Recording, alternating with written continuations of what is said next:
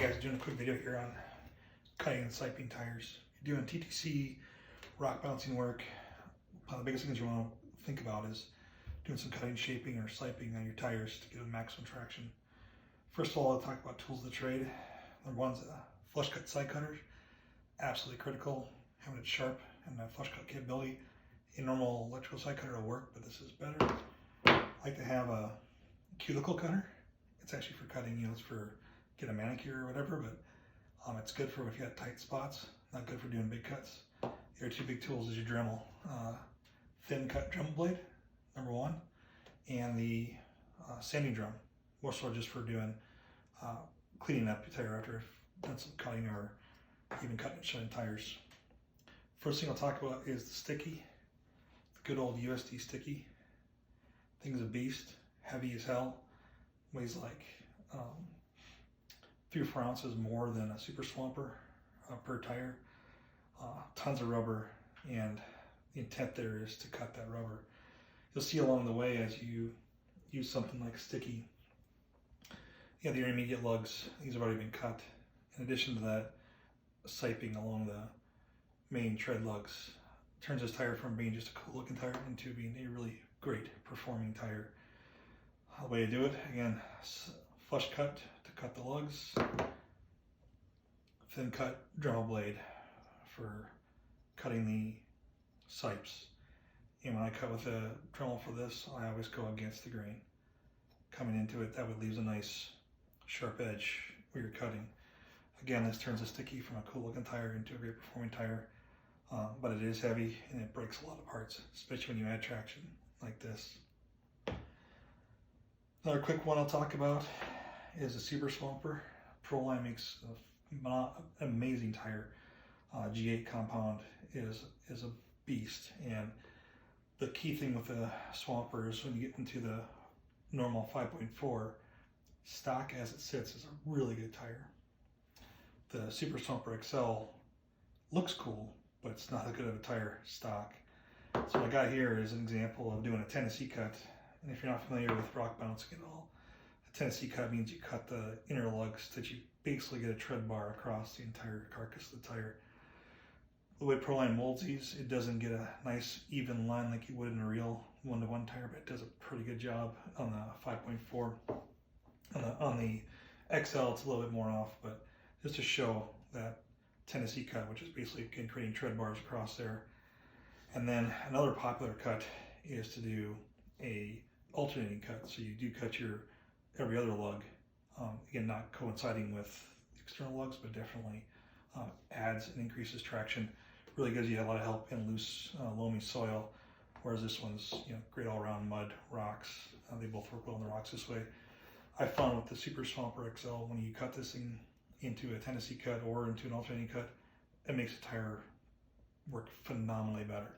Obviously having to be foamed correctly, but invented, but works great. And to give an example here, I have another Swamper. This is a standard 5.4 inch Swamper set up to do a Tennessee cut. I'm cutting them for my rock balancer. One other trick of the trade is to use a silver Sharpie or anything other than a black Sharpie. Especially if it's the first time you've cut a tire, come in and mark the lugs you're going to cut. That way you know your pattern before you get into it and you make a mistake halfway through cutting the tire. It's a good practice. Even after I've done a lot of tires, I still make mistakes once in a while and have to come back and re-glue the tire or something like that. So pretty simple. And I found doing Tennessee cuts easier with the tire unfoamed and unmounted. You come back, you bend the tire into the tread, take your flush cut, cut underneath where your lug is going to go, come on the side, boom, first cut, and then you go back around to the other side, flip it, cut in, cut high. Now we got my first row cut. Obviously I have many more to go. I'm not going to do them all in a video. And if I'm really picky, I'll come back and clean up the edges a little bit just to make sure it looks good, because you don't want to have it be too awkward looking. And then on the same Tennessee cut tire, one thing that's very common in the 1-to-1 world, they'll not only take the tread across here, they'll actually take it down into the sideline and remove any of the lugs in between the big lugs.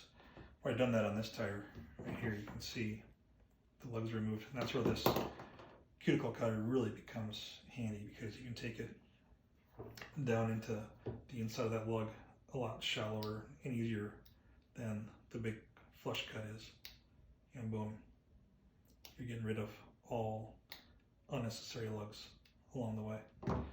It's all about looks, but it's also about performance. Again, I'd say the 5.4 inch Stomper looks pretty dang good the way it sits out of the factory from Proline, but if you're running the big guys, you know, you want to open up your performance, you really got to consider cutting and even consider siping it. And you look at the sticky, obviously has a ton of siping in it, the way it's set up. I haven't gone that far yet in the Swampers, so we'll see how they work this way next time I run them on the rocks. So far, even with the big lugs, they've been working okay. A couple last things quick before I stop. You know, I did share a couple pictures of this on the TTC Facebook thread about taking a RC four-wheel drive groundhog and turning it into almost an egg tire. This was a lot more endeavored. It took a lot of work with both the side cutter and the cuticle cutter, but I was able to get a pretty good looking chevron pattern egg tire that gives, you know, should give a substantial amount of more traction on the dirt and in the mud. I'm not so much concerned about the rocks because they're just going to go on the back of my 1.9 TTC truck. Very last thing today, I got the 2.2 comp tire. This is a J Concepts retro. It's not a very good tire for comp crawling, but it's what I had at the time. Just really want to show here why I use a sanding drum.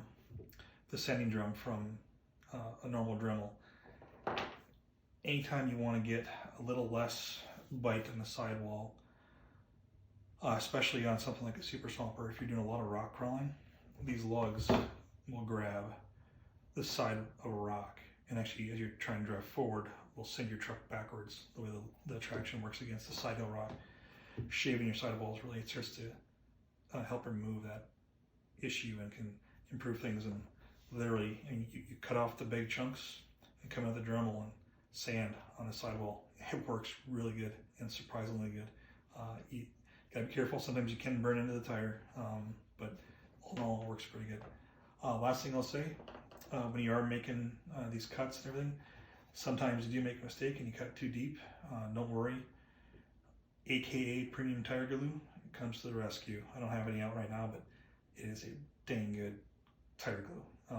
That's what people use to cut and shut tires to make, you know, something out of another, and it works really good for everything. So thanks guys, this is my first time doing an instructional video. Hopefully you guys like it.